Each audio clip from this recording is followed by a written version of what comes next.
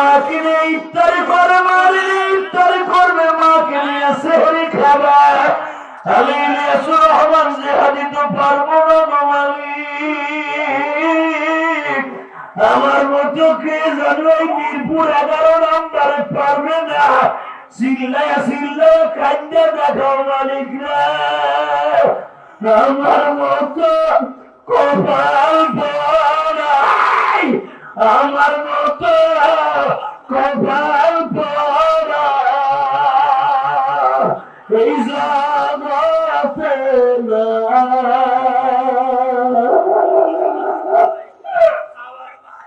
দেখো কেমনে বলে আমার মা করে,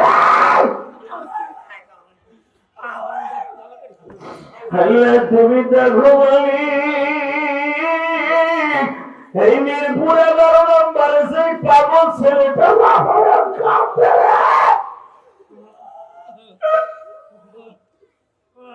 আল্লাহ এরকম কত জনের মাহারা হাত দুইটা উঠে আল্লাহকে সুরে একটা ডাক দাও, ডাক দাও, ডাক দাও।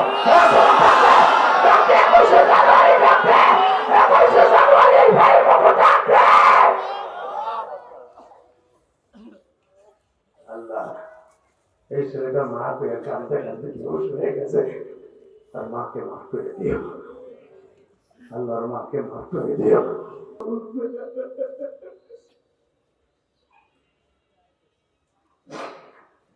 আমার আব্বা আমার লেখাপড়ার খরচ দেয় না, যখনই আমার আব্বা পালায় পালায় আমার দেখতে আসে, আমার সৎ মায় আমার আব্বারে বকে। আমি তখন মনে মনে কইলি রে, তুইও তো সৎ মায়ের ঘরে আলে হইছ নিলিয়া।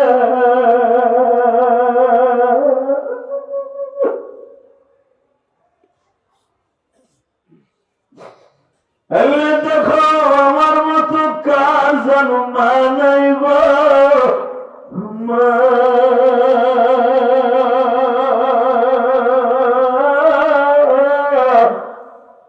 এইখানে কত শিল্পপতি আছে, সভাপতি আছে, মসজিদের সেক্রেটারি আছে, কত দোকানের মালিক আছে, কিন্তু মা বলে ডাক্তার মতো মালিক নেই।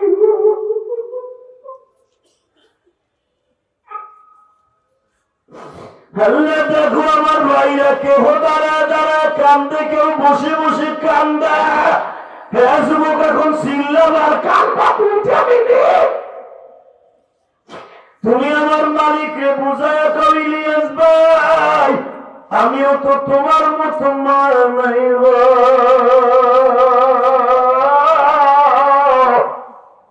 আমারও জনম তো ঘুমিয়া বাবা নাই। ওই রাজশাহীর ওই ছেলেটা আমার রুমের মধ্যে বসে আমার হাত ধরে অবিশ্রাতে কান্দে।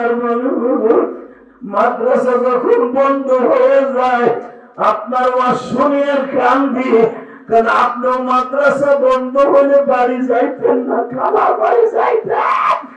আমার তো একটা খালাও নাই।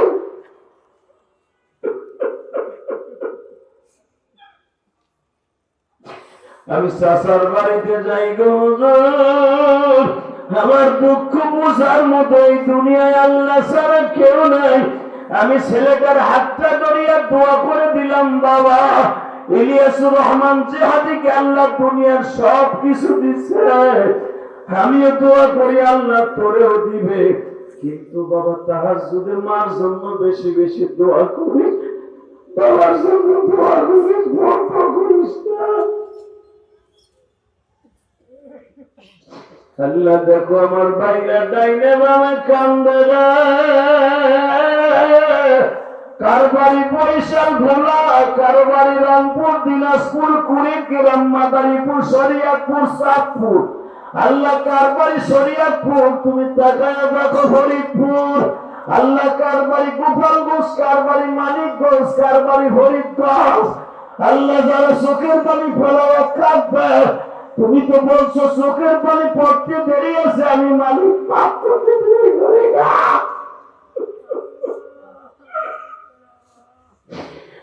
আমি তো কত বছর মা করে ডাকি না, আরে আমার সামনে আর মাত্র 1.5 মাস আছে, দেশের পরিতরণ গণনা শুরু হয়ে যাবে। 1.5 মাসের কম আছে, মাত্র 1 মাস 9 দিন আছে রমজানে। কত ভাইরা মারে নিয়ে ইফতারি করবে, আমি ইলিয়াস তো পারবো না। আরে কতজন মারে নিয়ে ইফতারি করবে, আমি তো পারবো না গো মালিক।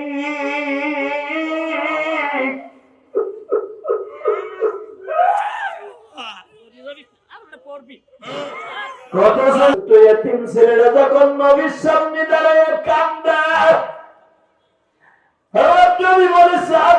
তোমাদের পরামর্শ ছাড়া তো আমি নিজের মন মতো কোনো কাজ করতে পারি না। সাহাবীরা তোমরা কি ডিসিশন দাও? এই ছোট্ট বাচ্চাটার দিকে তাকায় কি ওর বাবার মাফ করে দেয়া যায় না? সাহাবীরা সিদ্ধান্ত দেয়, নবী গো, আরো যাদের নামে অর্ডার হয়েছে তাহলে তাদেরকেও মাফ করে দিতে হবে। আমার নবী সিদ্ধান্ত অটল হয়ে গেছে গো। ছোট বাচ্চাটা একবার বাবার চেহারার দিকে তাকায় আর একবার নবীর দিকে তাকায়।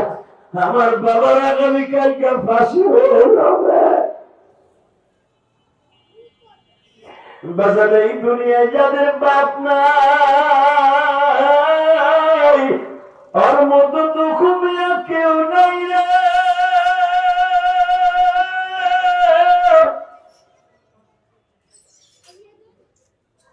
যাদের মা নাই, ওর মতো দুঃখ মিয়া কেউ নেই, ঠিক না ঠিক?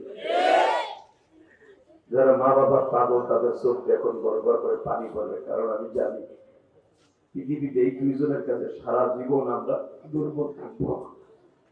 কারণ এই শীতের প্রচলিত এখানে এমন লোক আছে, কারো বাড়ি রংপুর, দিনাজপুর, মাদারীপুর, কুড়িগ্রাম, চাঁদপুর, হরিপুর, শরীয়তপুর, অনেক জায়গায় অনেকের বাড়ি আছে, কুমিল্লা, লাকসাম। মনে রাখতে হবে দাদা ভাই, এই বাঁশবাগানের নিচে জনম দক্ষিণী মা শুয়ে আছে, কেমন আছে জানি না। তবে যদি আপনার চোখের পানি মায়ের জন্য টার্গেট করে ফেলানো হয়, সাথে সাথে মায়ের কবর আযাব মাফ হয়ে যাবে। ছোট্ট বাচ্চাটা চিল্লার বলে, নবী গো, আমার আব্বার ফাঁসি দিয়ে না, আমার আব্বার ফাঁসি দিয়ে। হঠাৎ করে আমার আল্লাহর ওহী নাযিল হয়ে গেল।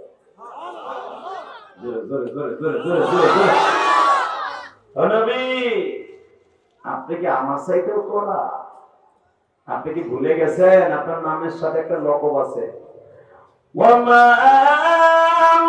আরসালনাকা ইল্লা রাহমাতাল লিল আলামিন।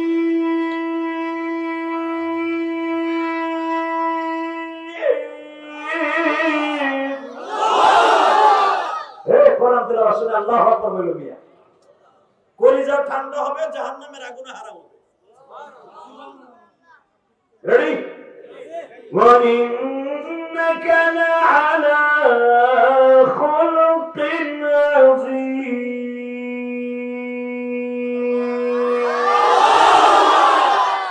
এটা আওয়াজ বাড়া। এই এবার আওয়াজ দিয়ে দেখায় দিবা, সারা দুনিয়া একদিকে থাকবে, আমার নবী আর একদিকে থাকবে। ঠিক না বেঠে? বাংলার জমিনে শেখ মুজিবুরের গালি দিলে আওয়ামী লীগেরা কি পরিমাণ অত্যাচার করেছে। বর্তমানের জিয়াউর রহমানের গালি দিলে বিএনপি এর লাঠি সোটা নিয়ে ঘর বাড়িতে আক্রমণ করবে। জামাত ইসলামের মওদুদের গালি দিলে যদি জামাত ইসলামের শরীরে আগুন লাগে, সরমনার বৈদ্যের শরীরে আগুন লাগে, তার বিশ্বাসে গালি দিলে, শশিনার বিশ্বাসে গালি দিলে শরীরে আগুন লাগে, আশিকে রাসূলদের সামনে তার নবীর গালি দিলে তাদের শরীরে আগুন লাগে। আমার নবীকে টার্গেট করে কেউ কথা বলে, আলেম ওলামাকে টার্গেট করে কথা বলে, নাইবে নবীদেরকে কেউ গালি দেয়, আর জায়গায় কন্যা উড়াই দিব। রাজি আছো না? রাজি আছো না? কিছু হাত তুলে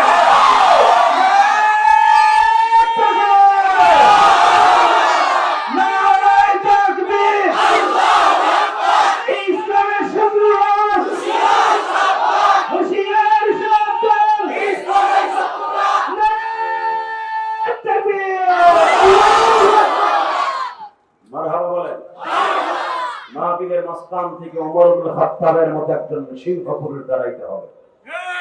আল্লাহু আকবার জোরে বলেন না? মাহফিলের মাঝখান দিয়ে তাকবীর কে দিবে? দাঁড়াও তো, মারো জনে, কে মারো, দাঁড়াও। এর মাহফিল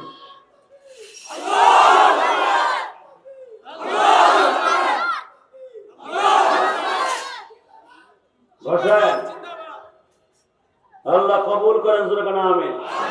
যারা দাঁড়িয়ে আছেন, আমি বসে বসে পড়ার জন্য দপ্তর আহ্বান জানিয়েছি।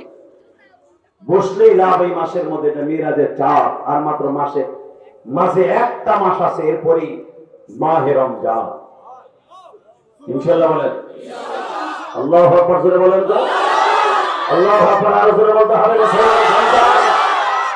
দীপ্তকণ্ঠ আওয়াজ দিয়ে দেখায় দেন, জীবন যাক আর থাক, আমার নবীকে কেউ অপমান করে কথা বললে অশ্বতা মতো আপোষ থাকবে না। রাজি আছেন না? রাজি আছেন? এই যে পর্দাগুলি আছে না, এটি খুলে এনে বিছাই দেন। এটা খোলো, এটা খোলো, এই দুটো পাশটা খোলো, একবারে খোলো। এই ক্যামেরাম্যানরা খোলো, এটি সব খোলো। আল্লাহ কবুল করেন, জোরে করে আমিন। আরে আওয়াজ করা যাবে না, বলেন তো। দুনিয়া আমার নেতারে গালি দিলে যদি আমার কষ্ট লাগে, আমার নবীর গালি দিলে কি কষ্ট লাগে না? আরে বল, আমার গালি দিলে কি কষ্ট লাগে না? দেখা যাবে বা এই বেটা, ওরা চেষ্টা করো না, এদিকে আমার দিক করো। এই ছোট্ট বাচ্চাটা যখন বারবার বলতেছে, নবী আমার বাবার আপনি মাইরেন না, আমার আব্বারে মাইরেন না, আমার আব্বারে মাইরেন না, নবীর চোখ দিয়া লেবু রসের মতো পানি ঝরতেছে। মারহাবা বলেন। কারণ কি জানেন? আমার নবী সবচেয়ে বেশি দুর্বল ছিল ছোট বাচ্চাদের কাছে। আল্লাহু আকবার বলেন। ছোট বাচ্চাদের চোখের পানি আমার বিশ্বনবী কোনোদিন সহ্য করতে পারতেন না। যখন ছোট বাচ্চাগুলো কাঁদতেন, সাথে সাথে বিশ্বনবীর করে আগুন লেগে যেত। ছোট বাচ্চার পরে শেষ করে বিশ্বনবী বললেন, ঠিক আছে, আমি তোমার বাবাকে মাফ করে দিলাম। আল্লাহ অর্ডার দিয়ে বলে দিলেন, নবী গো, আমি আপনাকে সারা দুনিয়ার রহমত বানিয়েছি, আপনি যখন ছোট বাচ্চা বাবাকে মাফ করে দিয়েছেন, নবী গো, আমি তো বলি নাই আপনাকে এদেরকে মেরে ফেলতে, আপনি অর্ডার দিয়েছেন, ঠিক আছে, আপনার সাথে আমি একমত হয়েছি, কিন্তু ওরা যখন খালেস তওবা করেছে, আমি আল্লাহ ওদেরকেও মাফ করে দিয়েছি। আর যদি আমাদের দেশে হইতো, আর তোরও যেটা হয়েছে তো হয়েছে, ওকে ভাসিয়াকে দেখ, ঠিক না? জোরে কর, আরো জোরে। তাকানোর দিকে মক্কার ভূখণ্ডে ফাতে মক্কা হয়ে গেল। আবু সুফিয়ানের বাড়িতে যারা আশ্রয় নিল, বিশ্বনবী তাদেরকে মাফ করে দিলেন। ঠিক তদ্রুপ চিন্তা করেন কি অবস্থার মধ্যে দিয়া বিশ্বনবীর রাজনীতিটা গেছে, যে বিশ্বনবী মুহাম্মদ রাসূলুল্লাহ সাল্লাল্লাহু আলাইহি ওয়াসাল্লাম যখন দেখতে পাইলেন যে রাসূলের সাথে যারা কথা বলবে তাদেরকেও হত্যা করা হবে, আবু যর গিফারী রাদিয়াল্লাহু তাআলা এমন একটা সময় আসলেন, যেই টাইমে নবীর সাথে কথা বলার মতো শক্তি কারো নাই। নবীর সাথে যারা কথা বলতে আসে, এটা খোলো, এটা খোলো, পুরা পর্দাটা খুলে ফেলো দুই পাশে। হ্যাঁ, আমার কলিজার ভাইরা, যুবক ভাইরা, আমার দিকে তাকান। যখন আবু যর গিফারী মক্কার সামনে কাবাগারের সামনে দাঁড়িয়ে আছে, হযরত আলী রাদিয়াল্লাহু তাআলা দেখলেন একটা মানুষ সকাল থেকে সন্ধ্যা পর্যন্ত মুসাফিরের বেশে কাবার দরজার কাছে না খাইয়েই বসে রয়েছে। সুবহানাল্লাহ। মক্কার একটা নিয়ম ছিল, একটা লোক যখন ভিক্ষুকের মতো কোথাও একা একা বসে থাকতেন, তখন সাহাবারা বুঝতেন এই লোকটা বিপদে পড়েই বসে রয়েছে। ধরেন আপনাদের ঘরের দরজার সামনে যদি একটা লোক 2 দিন পর্যন্ত খালি মাটিতেই বসে থাকে, লোকটা কারোর সাথে কোনো কথা বলে না, বাড়িওয়ালা জিজ্ঞেস করবে, কি রে ভাই, আপনি এরকম ভাবে একটা মুখটা কালম করে মলিন হয়ে আপনি এইভাবে আমার বাড়ির সামনে বসে আছেন, কারণটা কি? ঠিক না? মন খারাপ, একটা আলু গুলের মধ্যে মুখ তৈরি করেছে, খাইছে, বললো বুঝছে। বর্তমান তো প্রত্যেক ঘরে ঘরে বললো ক্যান্সার, ঠিক আছে? ধরে কর আরো যদি খায় একটা এন্ড্রয়েড, তোর মতো সামনে আমার লাগবে না, কোল বালিশ আছে আর মোবাইল আছে, ঠিক না? জোরে কর, আরো জোরে। মন খারাপ থাকলে আমার থেকে ঔষধ নিয়ে দেন, মোবাইলটা বাদ দিয়ে দেন, আরো স্বামী স্ত্রীর সুন্দর ব্যবহার ভালো করে দেন, সংসারটা জান্নাতের টুকরা হয়ে যাবে। এমন ফ্যামিলি বর্তমানে বাংলাদেশে আছে, স্বামী থাকে এক রুমে, স্ত্রী থাকে আর এক রুমে। কথা বল লাগে, বিয়ে করছো? ঠিক আছে তুমি চিন্তা নিজের ইচ্ছা গেলা কাপাচ্ছে কিরা বেহস না 1 লাখ ঘুম আছে খেতা নিচে যা বলে খেতা নিচে ঘুম এক লাখ মেয়ে মুসলমান দেশে করো 2 বছর আগে মানব আর বয়স কত হবে 18-19 আর এক ছেলে এক মেয়ের মা বাপ মাশাআল্লাহ মাশাআল্লাহ তো কথা শুনে খুশি হলাম যে এক লেভেল নিচে ঘুমাইতে পারো আল্লাহ তো দিন না আর 2-3 মাস দেখ তারপরে কি হয় আল্লাহ বলেন আল্লাহু আকবার বাবা আমার দিকে তাকান বিবি হলো একটা জান্নাতের নেয়ামত ঠিক না ঠিক কয়েকদিন আগে মুয়াজ্জে গেছি দেখো এই ওয়াজটা বাইরে লিখছে এক যুবক আমার কাছে চিঠি লিখছে ওদের আমরা বিয়ের উপযুক্ত হয়েছি মা বাপ বিয়ে দেয় না এই সম্পর্কে ক্রস করে ঠিক ঠিক ওই যে ওয়াজটা ভাইরাল এটার কি উত্তরটা দেব কো এই শীতের মধ্যে মানে পুরো একা থাকতে ভালো লাগতেছে না আর বাপ মা হার বিয়ে দেয় না আমার কাছে বাপ হয়ে মনে হয় পুরার বাপ এই পজে আছে লাস্টে শুনতে পেলাম যে ওয়াজের সবচেয়ে উদ্ভুত কর বাপ আল্লাহ আল্লাহ আল্লাহ চিন্তা করেন পোলাপান সহ্য করতে না পাইরা বাপের আমার কাছে চিঠি লাগছে এই দিল না মা এইটা মার মার এই দুটের এক জায়গায় পারিস না দুটের দুই দিক পাঠালে একটা এক দক্ষিণে একটা পশ্চিমে ওই পিছনে যাবার কথা বলে দিলে দিদিদের পোলাপান আল্লাহ হেফাজত করো ওইটার খেলা লড়ে যাইতে পারে এক অনেক অনেক দিদি এক জায়গা যাবে লা হাওলা ওয়ালা কুওয়াতা মন খারাপ লাগতেছে ওয়াজটা কেমন একবারে সুন্দর সাইডে থেকে গুছাই নিয়ে আসলাম দরকার মারহাবা তাকান তো বাবা কোন দিকে ঘাটটা ঘুরাইয়েন না তবে ওয়াজ বেশি সময় করব না আধা ঘন্টা ওয়াজ করব সারা রাত সারা চলবো সত্যি বই থাকবেন একটা মিথ্যা কথা সত্যি আপনি বলবেন না আমি বলবো না আমি আজকে জানেন কোথা থেকে আসছি সেই দিনাজপুর একবারে বর্ডার থেকে আসছে একবারে বর্ডার সেই বিরল বর্ডার সেই হেভি বর্ডারের কাছে মাহাতি ছিল কত থাকে একবারে হেভি বর্ডারে সেই দিনাজপুর থেকে রাত্রে এত কষ্ট করে আসছি ভাই শরীরে এত দুর্বল ওয়াজে করতাম ভাবছিলাম আজকে ওয়াজে আমুই না চিন্তা করলাম মিরপুরে মেলা দিন আসি না বাইতে সুজুদের জুমা বিদায় নেওয়ার পরে মিরপুরে এলাকায় আসি নাই চিন্তা করলাম আসলাম আমার কলিজার ভাইদের সাথে দেখা তো হোক এই যে আমার যারা আমার সামনে আছেন অধিকাংশের চেহারাগুলো আমার পরিচিত 5 বছর ঠিক আজকে দিন আমার সামনে বসে বসে বয়ান শুনতেছেন মসজিদে আপনারা আমার সামনে বসে বসে ওয়াজ শুনতেন এই দুটোর এক দুই পাশে না ওদের পিছনে বসে না আল্লাহ হেফাজত করুন যখন আমি কোন সাতার জায়গায় আসলাম সাকানের দিকে আল্লাহ বলেন তো লিল্লাহি তাকবীর আল্লাহ তো আপনাদের ভালোবাসায় আর থাকতে পারি নাই আপনি খুশি হন নাই আমি আপনাদের দেখে খুশি হয়েছি কিন্তু এখানে বসে চাষার মধ্যে রাগ করে বাগুন চাষার মতো করে না যা হয়েছে রাত্রে হয়েছে আবার আজকে যে রাত্রে হইব এখানে বসে মুখ কালো করে থাকবে ইনশাল্লাহ বলেন রেডি আছেন তো আমার নবীর পেটে ক্ষুধা থাকতো কিন্তু নবীর মুখের মধ্যে হাসি থাকতো নবীরে দেখলে কেউ বুঝতে পারতো না যে এই লোটে 7 দিন না খায় আছে হযরত আলী রাদিয়াল্লাহু তাআলার ফ্যামিলি এমন অভাবে ছিল 7 দিন কোনো খাবার থাকতো না পানিও থাকতো না খাবে যে খাবারের পানিও নাই তারপরে হযরত আলী যখন রাস্তা বের হতেন বলতে দেন না পারে যে দুজাহানের বাদশা জালির বাসায় খাবার নাই এই ছিল তাদের ফ্যামিলির কোয়ালিটি যখন মারহাবা আল্লাহ আল্লাহ তো তাকানে দিকে আমার বিশ্বনবী সাহাবীদেরকে বললেন তোমরা দেখো তো মুখটা কালো করে কাবা ঘরের সামনে কে কে বসে আছে মনে করবো এই লোকটা মক্কায় বিপদে পড়ে বসে আছে অথবা সে মুসলমান হওয়ার জন্য অথবা মুসলমান হয়েছে কেউ বুঝতে পারে না যে সে মুসলমান হয়েছে হযরত আলী রাদিয়াল্লাহু তাআলা সন্ধ্যার সময় যে জিজ্ঞেস করে ভাই আপনি এখানে দেখতেছি সন্ধ্যা থেকে সে সকাল থেকে নিয়ে সন্ধ্যা পর্যন্ত কাবা ঘরের দরজার সামনে বসে আছেন আসলে বললাম তো আপনার চানটা কি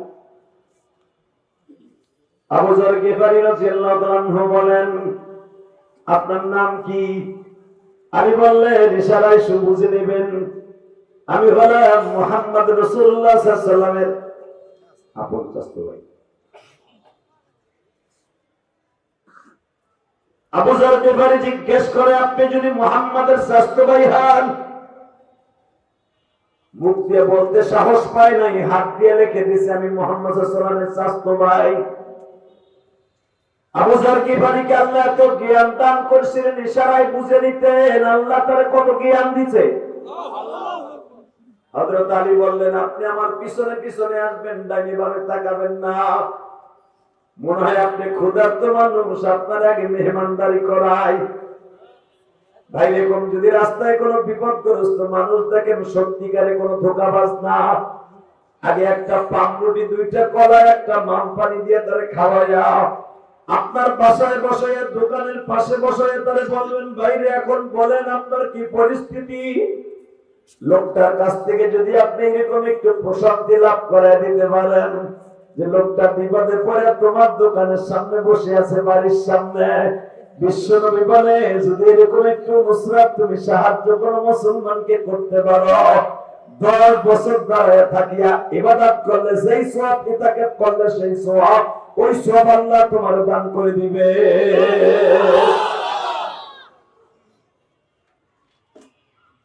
আবু যর গিফারি আলী বললেন, আপনি আমার পিছনে পিছনে আসবেন, যদি আপনি আমার পিছনে পিছনে আসেন জানতে পারলে কাফেররা আপনারে মারবে।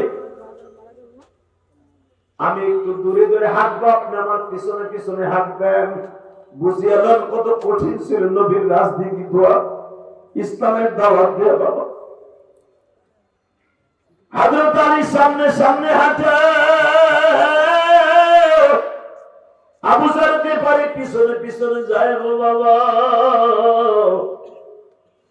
যাইতে যাইতে বাসায় চলে গেলেন। আলী একটা কথাও জিজ্ঞেস করলেন না, আপনি কেন আসছেন? মেহমানদারি করায় বললেন, ঠিক আছে আপনার গন্তব্য জায়গায় আপনি চলিয়ে যান। আবু যর গিফারি আবার বাজার মক্কার দরজার সামনে বসে আছে। এবার দিকটা নরম করে আমার দিকে তাকাও। ইসলাম এত সহজ নয় গো বাবা। এই কোরআনের বাতি যে জ্বলছে কিয়ামত পর্যন্ত জ্বলবে, পৃথিবীর এমন কোন নাস্তিক নাই এই কোরআনের বাতিকে নিভাই দিতে পারে।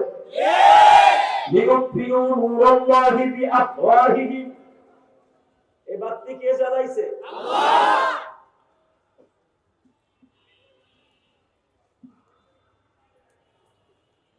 এই বাতি কেউ নিভাইতে পারবে? জোরে বল, আরো জোরে। আলী বললেন, যান আপনি চলে যান। কোনো কিছু জিজ্ঞেস করলেন না, আপনি আসছিলেন কেন? আবার আবু যর গিফারি পরের দিন সকাল থেকে নিয়ে ওইভাবে বসে আছে। আলী তাকে টার্গেট করছে, লোকটা দেখি কালকে থাকে কিনা। আজকেও ঠিক একই জায়গায় কাবা হাতিমকে পিছনের দিকে দিয়া কাবার দরজার পাশে লোকটা আজকেও বয়ে গেছে। সুবহানাল্লাহ, বোর কাছে লেগে আরো জোরে কর। আলী বললেন, আপনি মনে হয় আজকেও কিছু খান নাই না, খাম কিনতে পারেন না, পয়সা পয়সা নাই। আবু যর গিফারি কিচ্ছু বলে না, শুধু বলেন, না কিছু খাই নাই, জমজম খাইছি আর দুটো খুরমা খাইছি। হাজিরা তওয়াফের সময় আমার দুটো খুরমা দিয়েছিল, ওইটা খাইছি আর জমজমের পানি খেয়েছি। আর আলী বললেন, আসেন আমার সাথে আসেন। বাসায় নিয়ে পেট ভর্তি খাওয়াইছি, খাওয়াই বলে ঠিক আছে যান গা। এইবার আবু যর গিফারি জিজ্ঞেস করে, দিনটা এখন নরম, আমার দিকে তাকান। আচ্ছা, আমি আপনার বাড়ি 2 দিন মেহমান হলাম, আমি চোর না ডাকাত, আমি বদমাশ না গুপ্তচর, না মুসলমানের শত্রু না বন্ধু, আপনি আলী মুহাম্মাদের আপন চাচাতো ভাই হওয়ার পরও একবার জিজ্ঞেস করলেন না যে আমি আসছিলাম কেন, আপনি আমারে আনেন কেন? এবার আওয়াজ দিয়ে মান, এইটা বলা নিষেধ আছে। জোরে জোরে জোরে জোরে আর জোরে, এটা বলা নিষেধ আছে। আচ্ছা, আপনি যখন জোর করে বলতেই চান যে কেন জিজ্ঞেস করলাম না, তো ঠিক আছে, আপনি যখন বলছেন এখন বলি, বলেন আপনি আসছেন কেন? 2 দিন আপনি বয়ে গেছেন না খাইয়া, কারণটা উদ্দেশ্যটা কি? আপনি কি মক্কায় গোয়েন্দা হিসাবে আসছেন? আবু যর গিফারি কে আপনি জানেন? এখন কানবেন। এই আবু যর গিফারি যখন ফাতেমার লাশ তার পোস্টার পরে দাফন করা হবে, কাফন কাফানো রেডি হয়ে গেছে, হে আবু যর গিফারি কবরের কাছে দিয়ে ডাকছিল আর বলছিল, কবর রে, তোর ভিতরে এমন একটা মহিলাকে রাখা হবে যেই মহিলা হাসান হোসাইনের মা। তোর মধ্যে এমন একটা মহিলাকে রাখা হবে যেই মহিলা হলো নবী যাকে টার্গেট করে বলেছেন আল ফাতেমা তো মুসাহাতুম মিন্নি, ফাতেমা আমার গায়ে গোশতের একটা টুকরা। এমন একটা মহিলা ফাতেমা, যেই ফাতেমা ফাতেমা তো সাইয়্যিদাতু নিসাই আহলিল জান্নাহ, সমস্ত মহিলাদের জান্নাতের সর্দারিনী, তাকে কবরের মধ্যে রাখা হবে। এই আবু যরের প্রশ্নের উত্তরে কবর বলেছিলেন, এই সাতার পোলা পান্ডে, এই আপনি দাঁড়ায় রয়েছেন, দেখেন আপনার সামনে কথা কয়।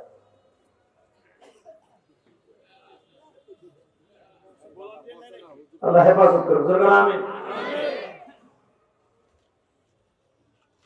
আল্লাহ বলেন লা হাওলা ওয়ালা কুওয়াতা। এই সেই আবু যর গিফারি, যে আবু যর বলছিল এই যে চাদর দিয়ে বিছানো যে ফাতেমার কবরটা, কবর রে তোর ভিতরে আসতেছে দুজাহানের বাদশা নবী মুহাম্মদের মাইয়া। কবর উত্তর দিয়েছিলেন, আমি ফাতেমারে চিনি না, নবীর মেয়েকে চিনি না, আমি হাসান হোসেন জান্নাতের সভাপতির মাকে চিনি না, আমি শেরে খোদা আলীর বিবিরে চিনি না, আমি চিনি একমাত্র ওই ব্যক্তিকে যে নেক আমল লয়ে কবরে আসবে। সেই আবু যর গিফারি বাজার, এত বড় দামি সাহাবী, এত বড় একটা গোত্রের চেয়ারম্যান। হযরত আলী বললেন, তাহলে বলেন আপনি আসছিলেন কেন?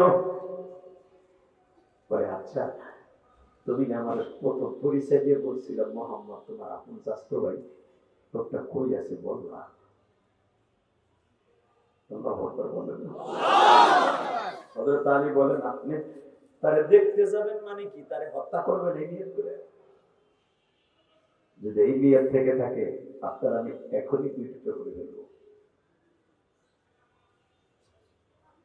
আবু যর গিফারি বললেন, এত রাস্তা অতিক্রম করে 1 সপ্তাহ পায়ে হেঁটে এসে আমি তারে হত্যা করতে আসছি না, যা বলার আমি তার সামনাসামনি বলবো, যদি তুমি আমাকে একটু তার কাছে পৌঁছে দাও।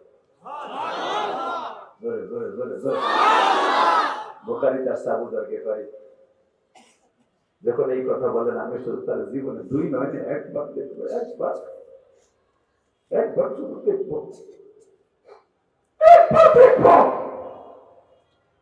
সারা দুনিয়া আবু জেহেল লোক লাগাইতেছে, এমন কেমন গিফার গোত্র বাজার পর্যন্ত চলে গেছে খবর, মক্কায় এমন একটা লোকের আবির্ভাব হয়েছে যারা দেখলে মানুষ পাগল হয়ে যায়, যারা দেখলে বাপ বেটার মধ্যে জ্ঞানদান শুরু হয়ে যায়, যারা দেখলে স্বামী স্ত্রীর মধ্যে আর মিল মহব্বত থাকে না, যারা দেখতে গেলে মানুষ পাগল হয়ে যায়, ওই লোকটারে না দেখে আমি মরতে রাজি না।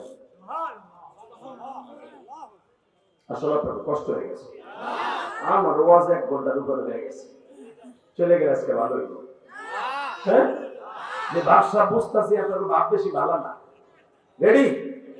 আল্লাহু আকবার বলেন তো। হ্যাঁ, আবু যর গিফারি বলেন, আমি আমার গোত্রের একজন নেতা, 4,500 মানুষের নেতা। আমার দেশে খবর পৌঁছে গেছে যে মুহাম্মাদের দেখতে গেলে সে পাগল হয়ে যায়, বাপ বেটার বেড়ে গ্যাঞ্জাম লেগে যায়, লোকটা মৃত্যু। আমি নিয়ত করছি তার চেহারা না দেখে মরবো না। সঙ্গে সঙ্গে আবু যর গিফারি বলেন, আমি তার একটু দেখবো। আলী বলেন, শোনেন, তার কাছে যেতে হলে একটা সিস্টেম আছে, কি আপনি আমার পিছনে যা আসতেছেন এটা দেখা যাবে না, তাহলে আপনার মেরে ফেলে দেবো আবু যরের বাড়ি। আপনি আমার পিছনে আমার ফলো করে যে আসতেছেন মুহাম্মাদের বাড়িতে, এটা বুঝতে দিবেন না। আপনি আমি মাঝে মাঝে পাথর ধরে ভিক্ষা মারবো, আপনি হাঁটতে থাকবেন, আমি পাথর যেদিকে মারবো আপনি ওদিকে দেখতে থাকবেন। আল্লাহু আকবার জোরে বলেন। মাঝে মাঝে আমি পিছনে পড়বো, আপনি সামনে যাবেন গা, আবার আমি সামনে যাবো দৌড় দিয়ে, আপনি পিছনে যাবেন গা, এইভাবে রাস্তা অতিক্রম করবো, কেউ যেন বুঝতে না পারে আপনি আমার সফর সঙ্গী। চিন্তা করেন ইসলামের জন্য কত কঠিন ছিল, কত কঠিন ছিল, কত কঠিন ছিল। হযরত আলী জাবালে সাফা মারওয়ার মাঝখান দিয়ে আলী পাথর মারে, আবু যর গিফারি বুঝে না যেদিকে আমার যেতে হবে, আবার আলী হাঁটতে হাঁটতে যায়, সে পিছনে যায়, আবার পিছনে যায়, আবার সামনে যায়, এইভাবে যাইতে যাইতে বিশ্বনবীর দরজার কাছে হাজির। আহারে ওই যুগে যদি আমার জন্ম হইতো, আমি গুনাহগার যদি একবার নবীকে দেখতে পারতাম, যেমন নবীর আবু হযরত আলীর সামনে আমার নবীর সাথে লড়ে গেছে। আল্লাহ তোমার নবীর যারা জীবনে একবার স্বপ্ন দেখতে চাই চোখের পানিগুলো কবুল করবা। নবীর জীবনে যদি কেউ একটা দিন স্বপ্ন দেখেন তার জন্য জাহান্নামের আগুন হারাম হয়ে যাবে। বদল দেখেন এখন এক ফোঁটা চোখের পানি আসে কিনা। আমার দিকে তাকান, আবু যর গিফারি দরজায় নক করতেছে। আলী নক করার সঙ্গে সঙ্গে আমার নবীর কলিজার টুকরা মেয়ে উম্মে কুলসুম দরজা খুলে দিছে। আলীর সাথে দেখা ঢোকার পারমিশন নিল আবু যর গিফারি। মা খাদিজার বৈঠক খানায় বসে আবু যর গিফারি বসে আছে। বাবা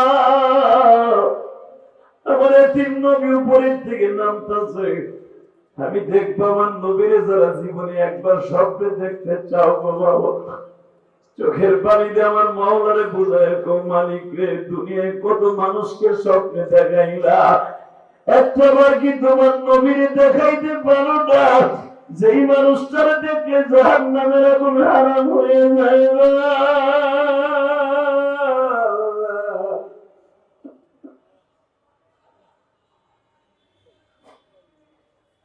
আমার মিরপুর 11 নম্বরের যুবক ভাইরা, ও কাশির বাইরা 12 নম্বর 13 নম্বর 14 নম্বরের বাইরা, 10 নম্বরের বাইরা, 11 নম্বর মিরপুরের বাইরা, আজকে 21শে জানুয়ারি 2025 সালে আমার মাওলারে দেখায় দাও। 2025 সালের 21শে জানুয়ারি তুমি আমার আল্লাহরে বুঝায় কমালি। এই ময়দানের মধ্যে আবু যর গিফারির মতো যদি আমি একটা সুযোগ পাইতাম নবী,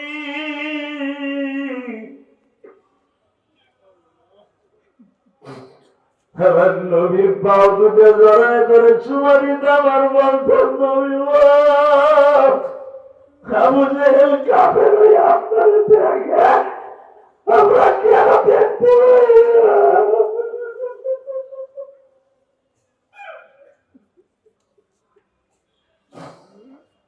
তুমি দেখো তোমার পাগল গুলা নবীরে দেখার জন্য কাঁদা, তোমার নবীরে তুমি দেখার লাইগে 7 আসমানের উপরে লয়ে গেছো, তবে বোঝা গেছে তোমার নবীর চেহারাটা তোমার কাছে কত দামি ছিল।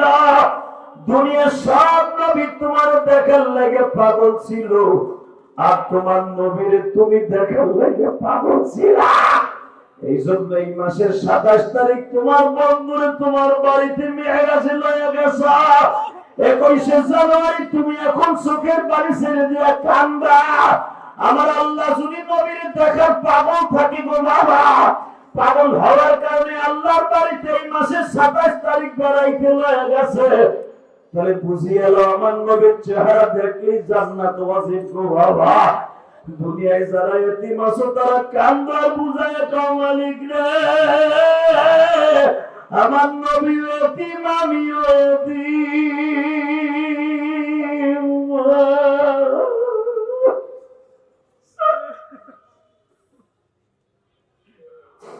এতিম হইয়া নবী আমার কান্দে মদিনাতে, কত সন্তান বাবা ডাকে আমি পারি না, মালিক তুমি ভালো রাখো বাবা মায়ের কেমন আছে তারা সবাই কম।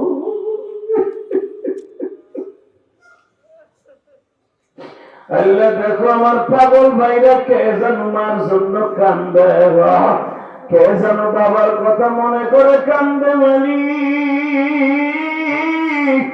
চোখের পানি যদি তোমার কাছে হীরার চাইতে দামি হয়, এদের চোখের পানির খাতিরে মাপ দিতে পারবা না।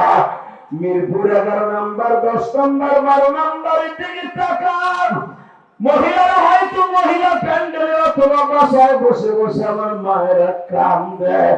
ও মা, আপনি যেই ঘরে একদিন বাসর ঘরে আসছিলেন রঙিন শাড়ি পরিয়া মা, ওই ঘর থেকে আপনি সাদা কাপড় পরে যাবেন মা।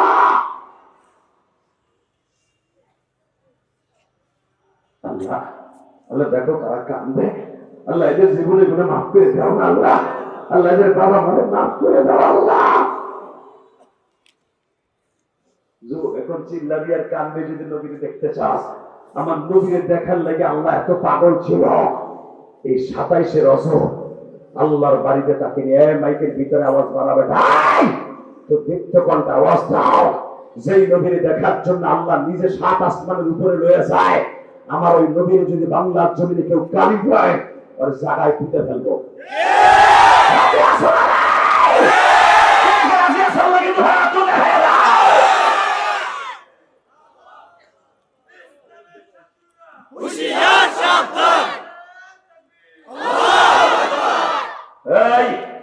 বিশ্বনবীর শত্রুরা হুঁশিয়ার, সাবধান, এটা বলতে হবে।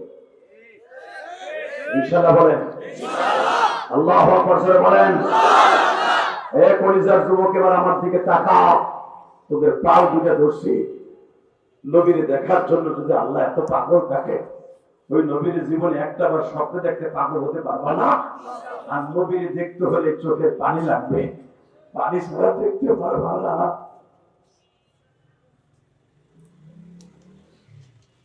আবু যার গিফারি তাকানে দেখে বৈঠকখানে বসে আছে, কষ্ট হইতেছে 5 মিনিট। আবু যার গিফারি চাতক পাখির মতো আমার নবীর দিক তাকায় আছে, যে উপরের থেকে নবী নামতেছে দোতলা থেকে। হঠাৎ করে আবু যার গিফারির চেহারা আর নবীর চেহারার সাথে মিল হয়ে গেছে। জোরে জোরে জোরে জোরে জোরে। নবীর চোখ আর আবু যার গিফারির চোখ এক হয়ে গেছে।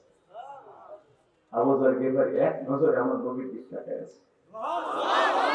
পরিজন ভাই জোরে জোরে জোরে জোরে আন্দোলনের ডাক দিয়ে এত জোরে চিল্লে চিল্লে স্লোগান দিতে পারো। কোরআনের মাঝখানে বসে একটা স্লোগান দিয়ে দেখে যে যদি ওই জায়গায় আমি আর তুমি থাকতাম। আবু যার গিফারি অত্যন্ত ব্রিলিয়ান্ট মানুষ, অত্যন্ত বুদ্ধিমান মানুষ। যখনই দেখছে এই যে মুহাম্মদ নামতেছে, একটা চিৎকার দিয়ে বলে, আলী উনি কি মুহাম্মদ?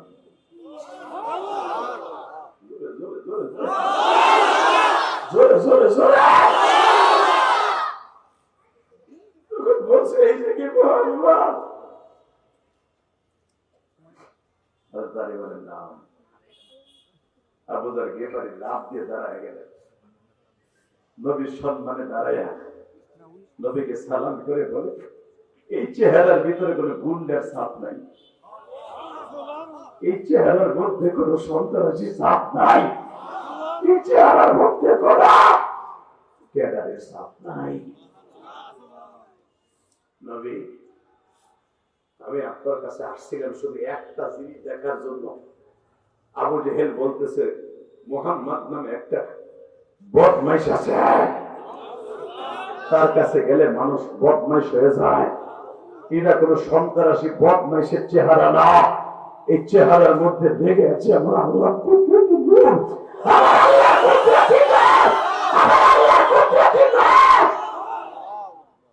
আমারে পড়ায় দেন লা ইলাহা ইল্লাল্লাহ মুহাম্মাদুর রাসূলুল্লাহ।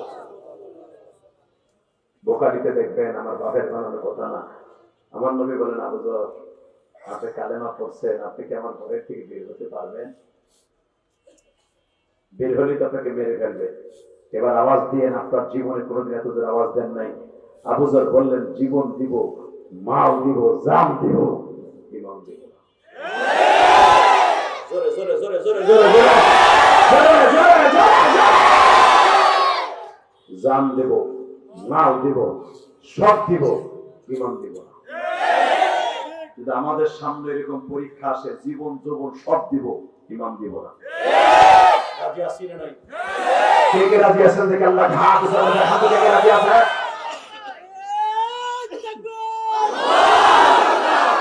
আল কোরআনের আলো ঘরে ঘরে আলো, বিশ্ব নবীর শত্রুরা হুঁশিয়ার সাবধান, নারে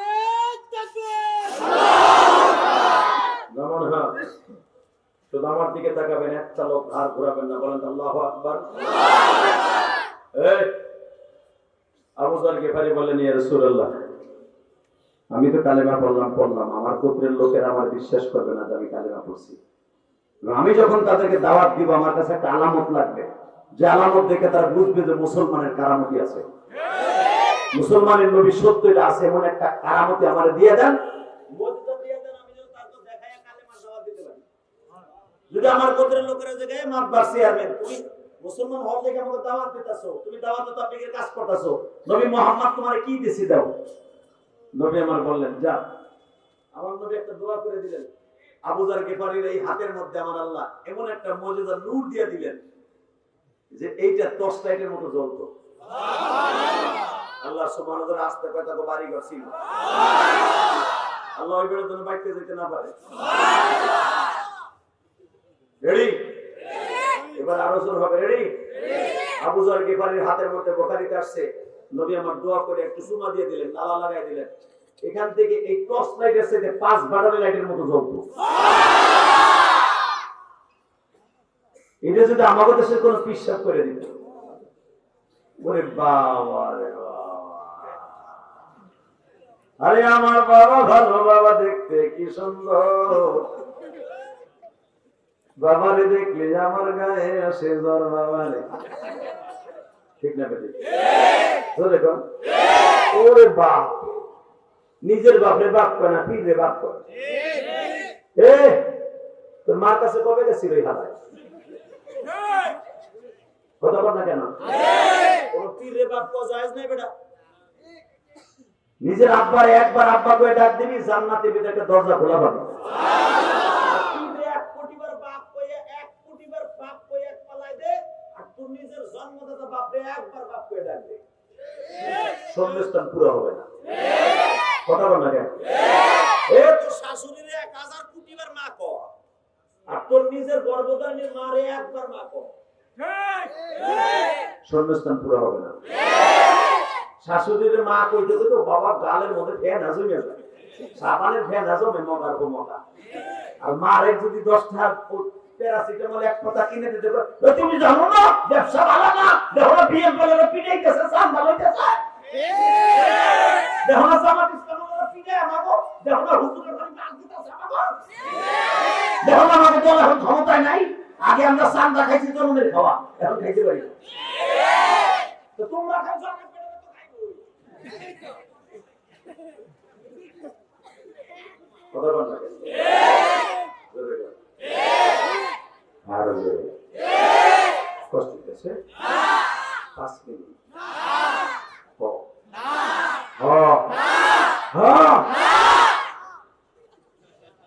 এবার আওয়াজ দাও, দুনিয়ার সব একদিকে থাকবে, বিশ্ব নবীর আদর্শ ইসলাম একদিকে থাকবে। রাজি আছো না? রাজি আছো তো? বুজুর্গের কথা পাশে হইলেও কাজে লাগে, ঠিক না? জোরে কর। মূর্তির বিরুদ্ধে সাবেক মাননীয় প্রধানমন্ত্রীকে আমরা বলছিলাম, আপনার বাবার ভাস্কর্য বানায়েন না। এই অপরাধে নিরহ আলেমদেরকে ধরে ধরে নিয়ে আয়নাগর নামে গজব করে নিয়ে গরম গরম মুরগি ডিম হয়েছে, হাঁসের ডিম হয়েছে। ভারতের তোমার দাদা বাবুর সৈন্য দিয়ে এমন পিটাইছ, এখন আলেমুল আমার কথা যখন শুনি চোখ দিয়ে অজরে পানি ঝরতে থাকে। এত কষ্ট দিচ্ছে আলেমদেরকে, ইমাম আবু হানিফার মতো এত কষ্ট দিচ্ছে, তখন মনের ভিতর থেকে যে কি জ্বালা শুরু হয় আপনাদের বুঝাইতে পারবো। আমি ইলিয়াস রহমান জানি জীবনে নিয়ে কোনো দল করি, আওয়ামী লীগ কও, বিএনপি কও, জামাত কও, হুজুর দল কও, কোনো দল আমি করিনি। হ্যাঁ, তবে একটা দল করছি, ইসলামের বিরুদ্ধে কথা বললি ওর বিরুদ্ধে কণ্ঠটা বাজাইছি।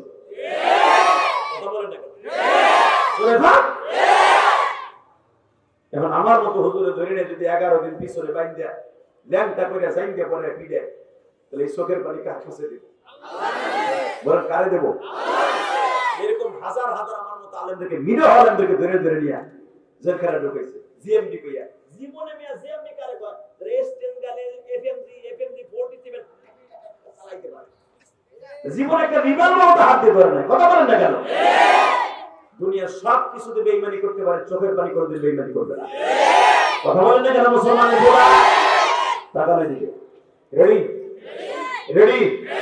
রাজনীতি করব, ইনশাআল্লাহ ওই রাজনীতি করব যেই রাজনীতি করলে আমি আল্লাহকে পাবো। ইনশাআল্লাহ বলেন। ওই রাজনীতি করব যে রাজনীতির সাথে আমার আল্লাহ আল্লাহ রাসূলের সম্পর্ক আছে। ওই রাজনীতি করি না যে রাজনীতির সাথে আবু জাহেলের সম্পর্ক আছে। আবু জাহেল গিফারি বলে, ইয়া রাসূলুল্লাহ, আমারে যা দিলেন হুজুর, এই দিলে যদি আমার গোত্রের কাছে যাই মানুষে কবে এটা জাদু, আপনার বদনাম হলো। বরং একটা কাজ করেন হুজুর, আপনি আমারে এই হ্যান্ড দিয়ে ঘুরাইয়া আমার বগলের নিচে দিয়ে দেন, হাসবেন না এবার কানবেন। আমার নবী দোয়া করে দিলেন, আবু জাহেল গিফারি এই বগলের ভিতরে নবীর মুআজিজা এমন ভাবে তুলে দিলেন, আবু জাহেল ঘুমায়া থাকলেও বগলের ভিতর থেকে আওয়াজ আসতো। আবু জাহেল গিফারি যখন তার গোত্রের মানুষের কাছে বললেন, দেখ দুনিয়ার মানুষ বেঈমানি করতে পারে, কোন মানুষের বগলের ভিতর থেকে কালেমার আওয়াজ আসতে পারে না। আবু জাহেল গিফারির কথা শুনে কয়, দৌড় বেটা, এরকম বহুত জাদু দুনিয়ায় দেখছি, মুহাম্মদ বলে জাদু দিয়ে মানুষের অনেক কিছু করে। আবু জাহেল গিফারি আবার আসছে, ইয়া রাসূলুল্লাহ, এগুলো আমার দরকারই নাই। নবী আমার বললেন, তোমার এই কারামতি দেখে কালেমা পড়বে সবাই না, তুমি চাইছিলে তাই দেখাই দিলাম যে আমি নবী ইচ্ছা করলে অনেক কিছু করতে পারি। ঠিক না ভাই? সবাইগুলো কিচ্ছু লাগবে না, বগলেও লাগবে না, হাতেও লাগবে না, তবে একটা কথা তোমারে দিয়ে গেলাম, তোমার গালের মধ্যে আমি ফু দিয়ে দিলাম, যাও, আর আমি দোয়া করে দিলাম, তুমি এখান থেকে যাবার পরে যারে দাওয়াত দিবা সেই কালেমা গ্রহণ করবে। নজরনিবার আমার দিকে তাকানা, আবু জাহেল গিফারি তার কওমের লোকের কাছে চলে গেলেন। কওমের মানুষগুলোকে যখন দাওয়াত দেওয়া আরম্ভ করলেন, বাবা আবু জাহেল গিফারি এক দুইজন নয়, প্রায় ৪,৫০০ মানুষ লইয়া কালেমা পড়াইয়া মদিনায় চলে গেলেন। বিশ্বনবীর সামনে গিয়ে বলে, নবীজি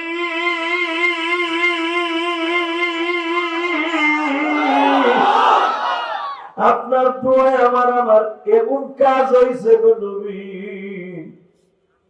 আপনি যেদিন আমার গালের মধ্যে ফু দিয়ে দিলেন, আমার মালিক আমার জবানে এমন বরকত দিয়ে দিয়েছে, আমি যখনই মানুষকে দাওয়াত দেই মানুষগুলা পাগল হয়ে আপনারে ভালোবাসে। আমার মিরপুর 11 নম্বরে কলিজার টুকরা মাইরা আবু জাহেল গিফারি আমার নবীর দেখে হয়তো নবীর কাছ থেকে মুজিজা নিছে। আমরা নবীর দেখি নাই, কিন্তু না দেখে নবীর ভালোবাসি। নবীর যদি না দেখে ভালোবাসি, ওইটার দাম আমার আল্লাহর কাছে বেশি গো বাবা। যদি আমি আপনাদের দুইটা পাও ধরতে হয় তাও রাজি আছি। এই রজবের সাথে আমার আল্লাহরে বুঝায় কইবা, মালিক রে আর দুনিয়ায় কয়দিন থাকবো জানি না। আব্বারে দেখছিলাম, আব্বার চইলা গেল, যেই ঘরে ভাই বাস করতাম, 5 ভাই বোন একসাথে, বড় ভাই ছোট ভাই মাঝা ভাই সবাই চলে গেল, আমি একা ওই ঘরে পাইছে আছি। আমিও যখন চলিয়ে যাব, এই ঘরে থাকার মতো কেউ নাই গো মালিক।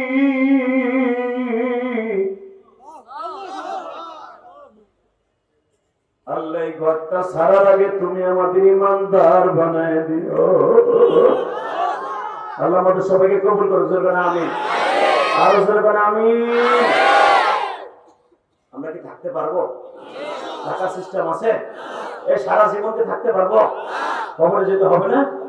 এই কলিজার টুকরা ভাইরা আমার, আপনি শুনলে আশ্চর্য হয়ে যাবেন, দুনিয়া আসার সিরিয়াল আছে, যাওয়ার কোনো সিরিয়াল নেই। কথাটা বাস্তব না অবাস্তব?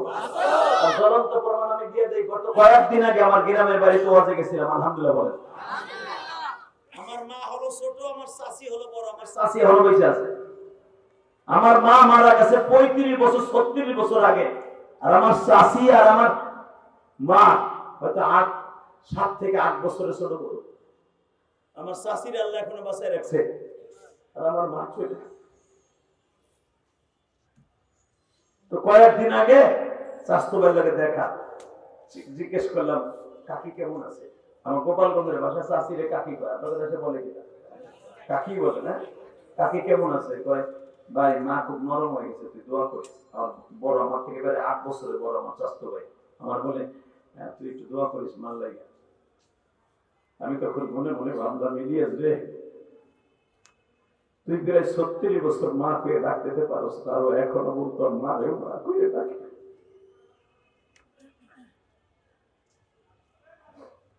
কলিজার ভাইরা, আমি তোমাদের দুইটা পাও ধরে বলে দিই, ওয়াজের প্যান্ডেল ওঠার আগে আমার এক ফুফাতো ভাই দৌড়ে আসে, ভাই ইলিয়াস তুমি কেমন আছো? ভালো আছি ভাইজান, কেমন আছে? ভাইরে তোমার মনে আসেনি? বললাম কত কথাই তো মনে আছে, কত কথা মনে নাই। ভাই তোমার মা যখন মারা গেছিল, আমার মা তোমার বুকের মধ্যে নিয়ে আদর করছি। আজকে আমার মা গত সপ্তাহে মারা গেছে, আমার মায়ের লেগে দোয়া করি। এই কথা বলেছে, এই পরিমাণ কান্না আরম্ভ করে দিছে রে ভাই। তখনই আমার মনে পড়ে গেল, আমি ইলিয়াসুর রহমান জেহাদি যেদিন 12 বছর বয়সে মা হারাইয়া গ্রামের বাড়িতে মাদ্রাসা থেকে চলে আসছিলাম, অনেক মহিলা আমারে বুকে নিয়ে চুমা দিয়া বলছিল, ইলিয়াস তোমার মা চলে গেছে বাবা, আল্লাহ জানো তোমার আলেম বানায় দেয়।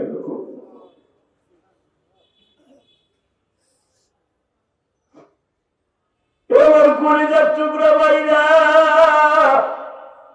গত সপ্তাহে আমি রাজশাহী মাহফিলে গিয়েছিলাম। রাজশাহীতে যে ছেলেটা আমার বিছনাটা ঝাড়া দিয়ে দিচ্ছে, আমি রাত্রে ওই মাদ্রাসায় ঘুমাবো। রাজশাহী পাকমারা ওয়াজ করিয়া রাত বাজে 4:30। ওই ছেলেটা আমার খাটটা ঝাড়ু দিয়ে দিচ্ছে, যে হারি সকাল পর্যন্ত ঘুমাবে, সকালবেলা বিমানে চড়ে চলে যাবে ঢাকা। বিছানা যখন ঝাড়া দিয়ে দিচ্ছে, আমার পাশে বসে আমার হাতে চুমা দিয়ে বলে, হুজুর আমি আমার নাজেম সাহেবের মুখে যখন শুনছি আপনি আমাদের মাদ্রাসায় আসতেছেন, আমি তখন থেকে জায়গায় আছি, আমি জিহাদি সাহেব হুজুরের মুখখানা দেখবো। আমি বললাম, কেন বাবা কেন? বলে, হুজুর কেন জানেন, আমি আপনার মতো ছোট্ট কালে মারা হয়েছি, আমি হাফেজ হয়েছি, মৌলানার মাত্র 1 বছর বাকি আছে, আমি মিশকাত পড়ি। হুজুর আমার মা আমার 11 বছর বয়সে মারা গেছে, আমার বাবা আমের বাগানে চাকরি করে,